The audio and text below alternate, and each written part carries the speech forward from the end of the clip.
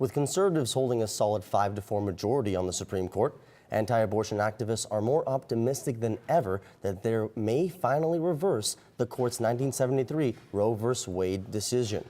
Phoenix Bishop Thomas Olmsted was in Washington this week with others trying to keep the pressure on as part of the annual National Catholic Prayer Breakfast. Alyssa Klink has a story from our Washington bureau.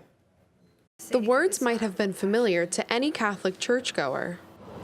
For the sake of his sorrowful passion. But the setting was definitely not a typical church.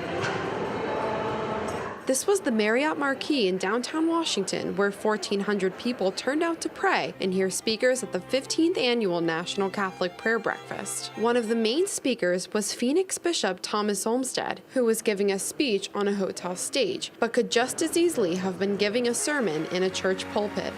Christ has been summoning me to lift up the truth proclaimed by the Second Vatican Council that abortion is an unspeakable crime.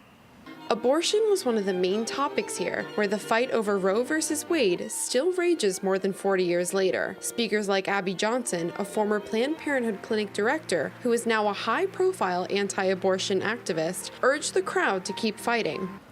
Be proud of your faith, be bold of your faith, and let's continue to work until abortion is unthinkable. Olmsted also decried the state of modern-day marriage, saying it is not treated with the respect it merits, reiterating points he made last year in a 66-page pastoral letter. It's a difficult time for married couples to faithfully live out their vocation, which is so badly needed today. Speakers got a sympathetic ear from acting White House Chief of Staff Mick Mulvaney, who praised President Donald Trump for allowing freedom of religion to flourish, especially for Catholics. If you take a look at what the administration has done in the first 2.5 years, I think you can see the principles of our faith being manifest. Olmsted made a point of steering clear of politics, but said it's encouraging to see public officials practicing their faith out in the open. A lot of these are elected officials or others who are leaders in government or in commerce or different ways in society, and yet their Catholic faith is important to them too, and that's very important for us.